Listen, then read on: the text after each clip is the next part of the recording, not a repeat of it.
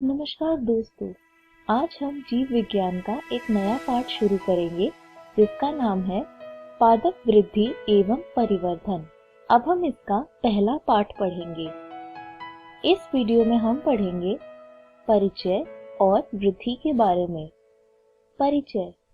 अब आप बीज पौध, पादप तथा परिपक्व पौधों जैसे शब्द से परिचित हो गए हैं। आपने यह भी देखा है कि सभी पेड़ समय के अंतराल के नियामक ऊंचाई एवं गोलाई में लगातार वृद्धि करते हैं।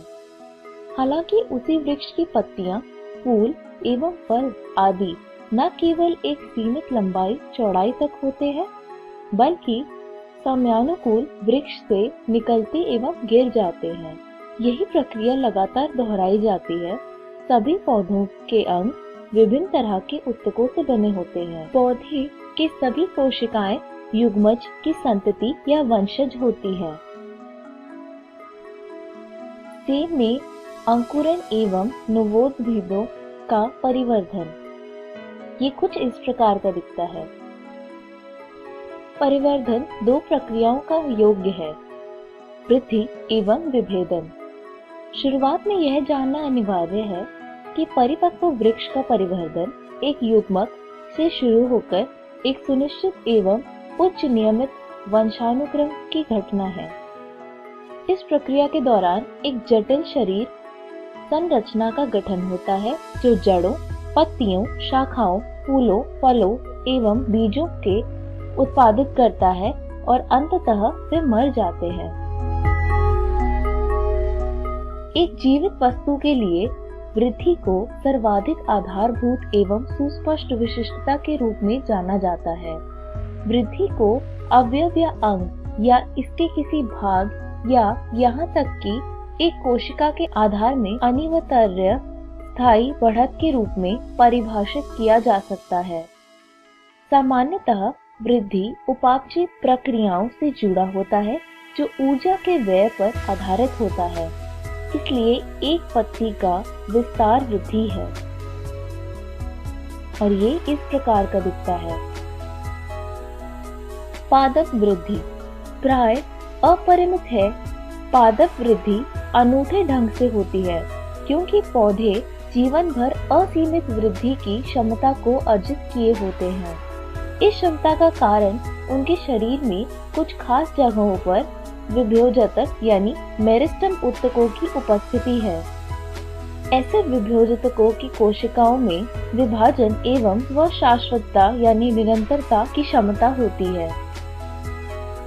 हालांकि यह उत्पाद जल्द ही विभाजन की क्षमता खो देते हैं और ऐसी कोशिकाएं जो विभाजन की क्षमता खो देती है वे पादप शरीर की रचना करती है। इस प्रकार की वृद्धि जहाँ पर भी विभेदक की क्रियात्मकता से पौधे के शरीर में सदैव नई कोशिकाओं को जोड़ा जाता है, उसे वृद्धि का खुला स्वरूप कहा जाता है। मूल शिखाग्र विभेदक तथा प्ररोह शिखाग्र विभेदक पौधों की प्राथमिकता वृद्धि के लिए जिम्मेदार होते हैं और मुख्यतया पौधे के अक्ष के समानांतर दीर्घीकरण में भागीदारी करते हैं। द्विबीज पत्ती तथा नग्न बीज पौधों में पार्श्व विभेदक संवहनी कैम्बियम तथा कॉर्क कैम्बियम जीवन में बाद में प्रकट होते हैं। ये विभेदक उन अंगों की चौड़ाई को बढ़ाते हैं जहां ये क्रियाशील होते हैं। इसे द्वितीयक वृद्धि के नाम से जाना जाता है। वृद्धि माप योग्य है। संवहनी कोशिकीय स्तर पर वृद्धि मुख्यतः जीव द्रव्य मात्रा में वृद्धि का परिणाम है। चूंकि जीव द्रव्य की वृद्धि को सीधा मापना कठिन मूल है, अतः कुछ दूसरी मात्राओं को मापा जाता है जो कम या ज्यादा इसी के अनुपात में होते हैं। इसलिए वृद्धि को विभिन्न मापदंडों द्वारा मापा जाता है। कुछ एक मापदंड यह है: ताजी भार वृद्धि, शुष्क भार, लंबाई, क्षेत्रफल, आयतन तथा कोशिकाओं की संख्या आदि। यह मक्के के मूल शिखाग्र विभेदक में प्रति घंटे 17,500 या अधिक नई कोशिकाएं पैदा हो सकती है। जबकि एक तरबूज कोशिका में कोशिकाओं की आकार में वृद्धि 3,50,000 गुना तक हो सकती है।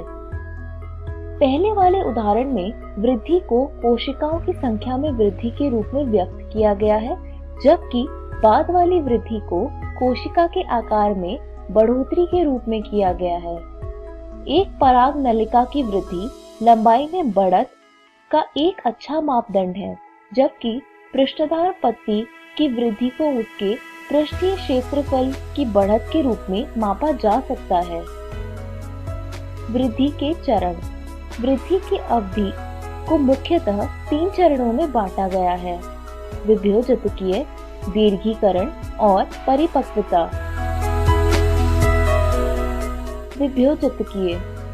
विभेदजतकीय चरण में कोशिकाएं मूल शिखाग्र तथा प्ररोह शिखाग्र दोनों में लगातार विभाजित होती है।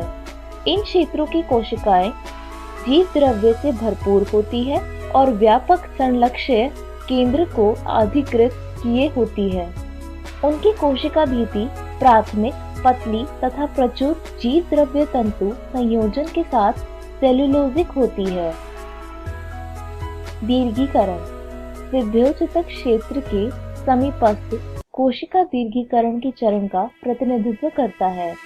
इस चरण में कोशिकाओं का बढ़ा हुआ राजधानी भवन, कोशिका विशालीकरण तथा नव कोशिका भित्ति निक्षेपण आदि विशिष्टताएं हैं। परिपक्वता पुनः शिखाग्र से आगे अर्थात दीर्घीकरण के अधिक समीपस्थ अक्ष का वह भाग स्थित होता है जो कि परिपक्वता के चरण में जा रहा होता है। इस परिक्षेत्र में स्थित होने वाली कोशिकाएं अपने अंतिम आकार को प्राप्त किए होती है तथा उनकी भित्ति की मोटाई एवं राजधानी चरम पर होती है। वृद्धि दर समय की प्रति इकाई के दौरान बढ़ी हुई वृद्धि को वृद्धि दर कहा जाता है। अतः वृद्धि की दर को गणितीय ढंग से व्यक्त किया जा सकता है। एक जीव या उसके अंग कई तरीकों से अधिक कोशिकाएं पैदा कर सकता है।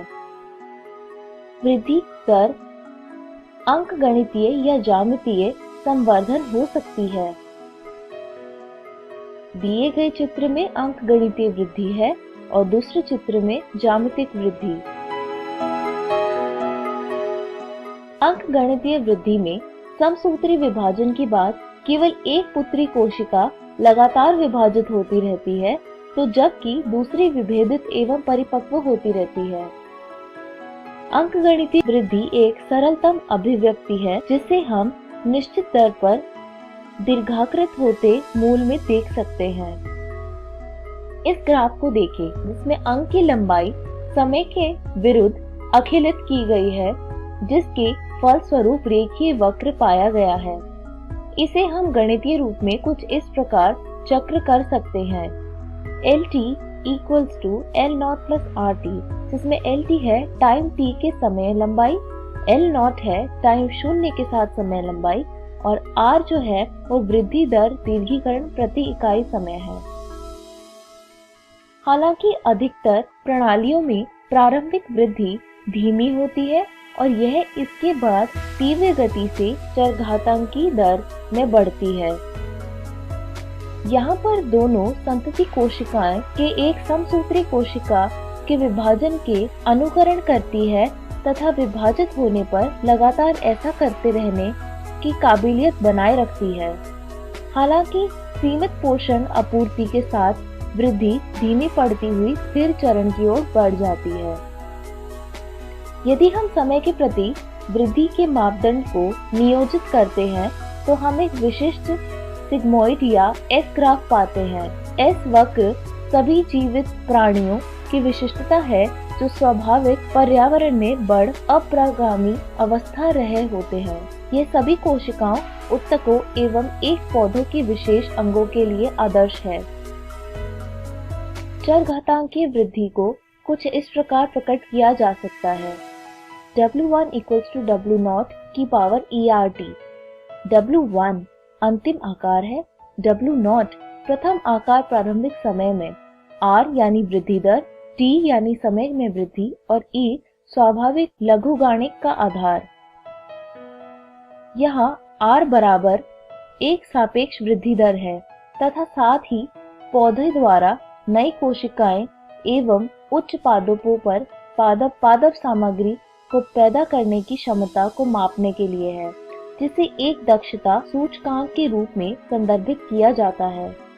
अतः W1 का अंतिम आकार W0 के प्रारंभिक आकार पर निर्भर करता है। जीवित प्रणाली की वृद्धि के बीच मात्रात्मक तुलना भी दो तरीकों से की जा सकती है। पहला, मापन और प्रति यूनिट टाइम की कुल वृद्धि की तुलना, जिसे परम वृद्धि दर कहते हैं। दूसरा, दी गई प्रणाली के प्रति यूनिट समय पर वृद्धि को सामान्य आधार पर प्रकट करना। उदाहरणार्थ, प्रति यूनिट प्रारंभिक मापदंड या पैमाइश को सापेक्षिक वृद्धि दर कहते हैं। दो पत्तियों अ और ब विभिन्न आकारों की दिखाई गई है, लेकिन दिए गए समय में उनके संपूर्ण क्षेत्रफल में वृद्धि समान है। फिर भी उनमें से एक की सापेक्षिक वृद्धि दर ज्यादा है। अ वाली पत्ती की वृद्धि दर ज्यादा है। वृद्धि के लिए दशाएं। इस सूची में जल, ऑक्सीजन तथा पोषक तत्व अवश्य होने चाहिए जो वृद्धि के लिए अनिवार्य है। पौधों की कोशिकाएं अपने आकार में बड़ी होकर वृद्धि करती है, जिसके लिए जल की आवश्यकता होती है। इसलिए एक पादप की वृद्धि और उसका परिवर्धन उसमें पानी की स्थिति या उपलब्धता से जुड़ी होती है। वृद्धि के लिए आवश्यक एंजाइमों की क्रियाशीलता के लिए जल एक माध्यम उपलब्ध कराता है तथा ऑक्सीजन उपापचयी ऊर्जा को मुक्त करने में मदद करती है। पौधों द्वारा पोषकों की आवश्यकता जीव द्रव्य के संश्लेषण तथा ऊर्जा के स्रोत के रूप में काम करने के लिए होती है। विलगाव उसकी उत्तरजीविता के लिए हानिकारक हो सकती है। इसके साथ ही पर्यावरण संकेत जैसे कि प्रकाश एवं गुरुत्वाकर्षण भी वृद्धि की कुछ अवस्थाओं या चरणों को प्रभावित करता है।